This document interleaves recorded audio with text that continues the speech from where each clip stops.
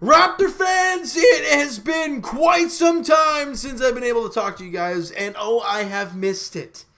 I have really missed it, but we are back in full swing, and some of you guys are probably thinking, James, where were the videos, buddy? These games happened a couple days ago. I understand that, but if you do follow the Jays content, which I do hope you guys do, I mentioned in quite a few videos that I will be going up to my buddy's cottage for this weekend, and I was there up all weekend, and I was not able, obviously, to do any Jays videos or Raptor videos, but we are back, and as you've noticed, I've already posted the first 3 games of the Jays here, and we are here to talk about the 2 Raptor games, the 2 scrimmage games that happened while I was up at the cottage. Now, let's start with this game against the Houston Rockets. Obviously, I don't have any specific numbers in front of me because I was up at the cottage and didn't have anything to write with or didn't have anything to, I didn't even really watch the game that much. So I had to use these highlight packs as best I possibly can. But from what I noticed from this Raptor game against the Houston Rockets is that this team is ready for the playoffs. Without a doubt, the Raptors are ready to go to defend their chip.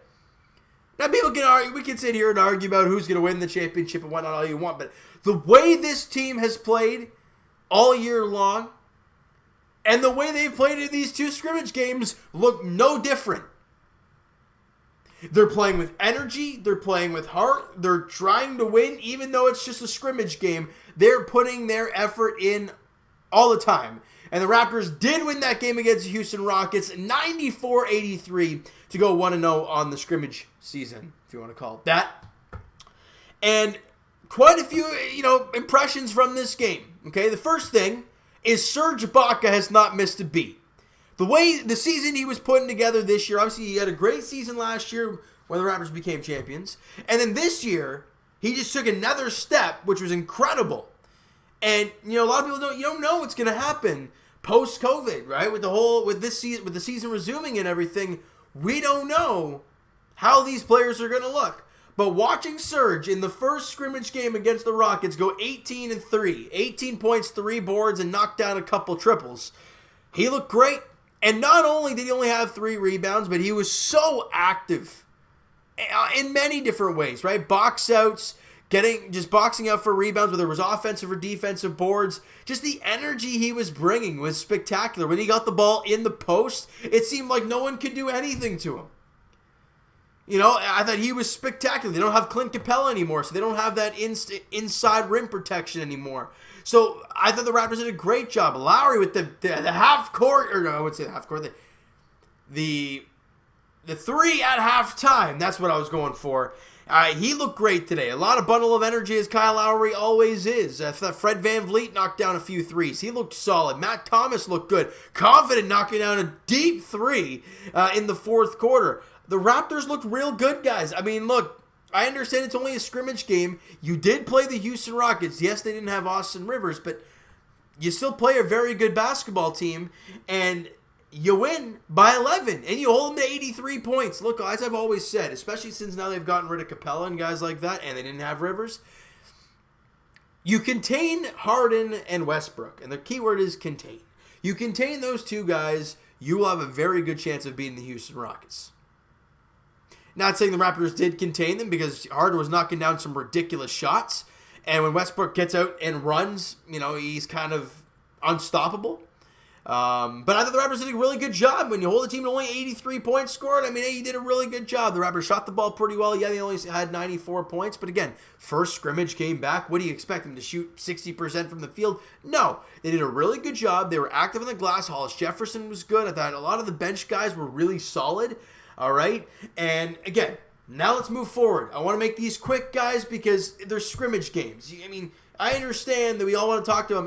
And look, when the next one, the final one happens, I'll be able to break that puppy down for you guys real quick because it'll be right after the game. I'll have some notes and numbers written down, and it'll be a lot easier for me to do. Now let's get to the second game where the Rockets took on the Damian Lillard-less Portland Trail Blazers. Now, no Fred VanVleet in that game for the Toronto Raptors, but again, they go out there and offensively they got the job done. 110 points scored, only 104 given up. They did a really good job defensively in this one. And again, everybody kind of contributed and did a job.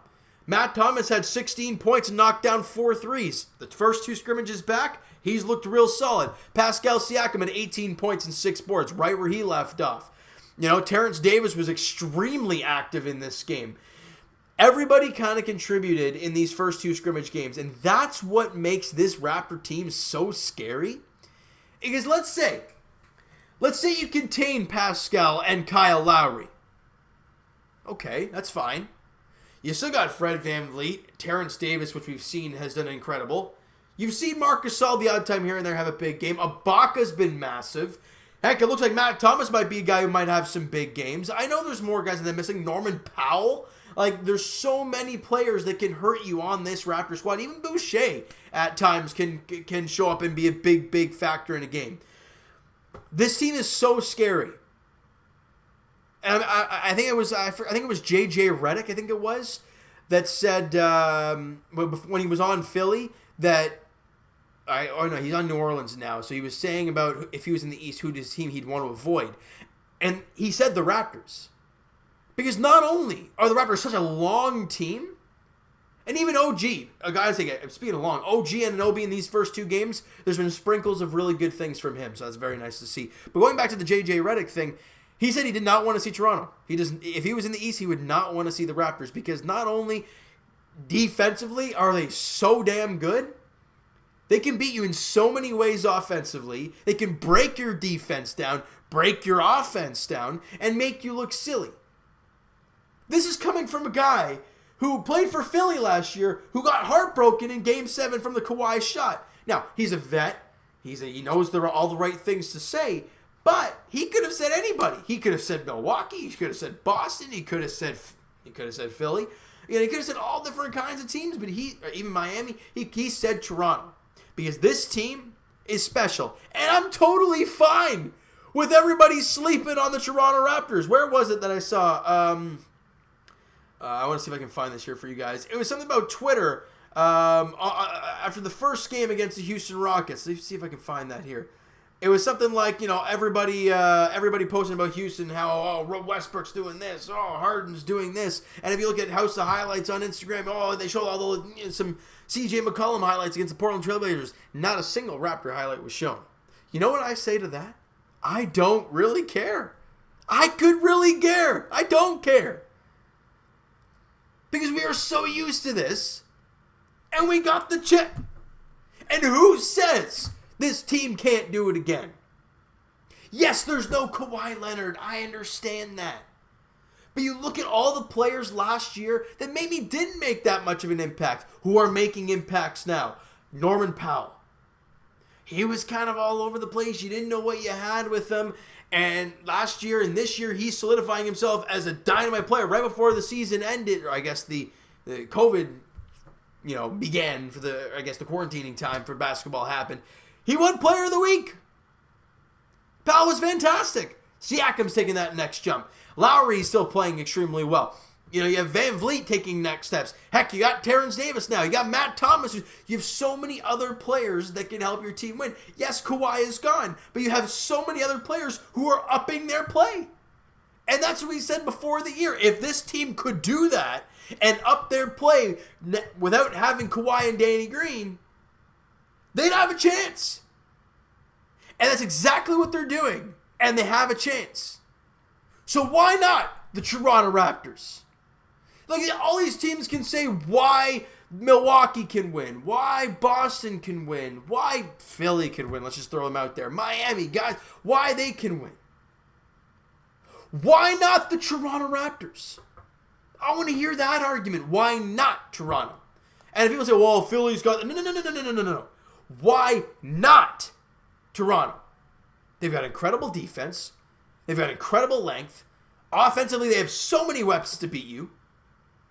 Why not Toronto? I want to hear your guys' thoughts. Let me know in the comments below. I'm going to wrap this video up now. And I want to hear your guys' takes on this. This really wasn't a deep in-depth about these two games because they are scrimmages. Plus, I didn't get a chance to watch them. So it's very hard for me to break down a game in depth for you guys when I didn't really watch the game. And I'm going to admit that to you. Because I'm not going to sit here and fire a bunch of garbage stats and then reiterate the same stats 5 or 6 times because it's pointless. I'll tell you guys what's happened with me over the last weekend. And I've been extremely busy and haven't been able to. I watched 10-minute highlights for both games. From what I watched, insane energy. They looked great. They won both games, and they were able to. And seeing this team have fun with it, it's fantastic. Winning is fun. You learned that as a kid. Everyone's like, do you guys want to have fun playing sports? Do you want to have fun playing baseball? Do you want to have fun playing hockey? Do you want to have fun playing basketball?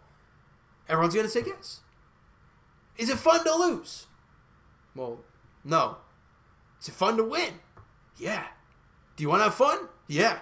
Then let's go out there and win. And the Raptors went out there in those 2 games against Houston, against Portland, won both games, and you see how much fun they were having? Sitting on the boards there, doing all kinds of weird stuff. Serge Ibaka, Pascal's having a good time. You see Freddie on the bench having a good time. They're all having fun because they're out there playing a scrimmage, winning, improving, getting better, and preparing for the playoffs. And it's great to see. This team knows how to win. Never doubt a champion. All right, so you know what, guys, I'm going to wrap it up right there. So if you like this video, smack the like button to appreciate that. Hit the subscribe button if you guys have not already. Comment down below your thoughts on the 2 games, your thoughts on everything that I've mentioned in this video. All right, comment down below everything. Everything. Go nuts, guys, in the comments below. But everything you want to talk about when it comes to the Toronto Raptors and the upcoming stretch before the playoffs. All right, and Twitter is down below. Follow up, send me a DM, do all that great stuff. Also, the Instagram link is down below. If you guys are still at the point of this video, I applaud you. And follow up the Instagram link down below, guys. I created an Instagram page not too long ago. We have about 80 followers on there, 84 followers, something like that. More or less from the Blue Jay fans because that's all I've been posting lately. But for Raptor fans, if you have not followed up yet, do so. The link is down in the description. All right. And I will talk to you guys Leafs edition, like I said, in the next coming days or so when the Leafs start getting their scrimmage games going. All right. And as for the Toronto Blue Jays, I'll be talking to you guys a little bit later on. 6:05 first pitch, about an hour and 20 minutes before first pitch against the Washington Nationals.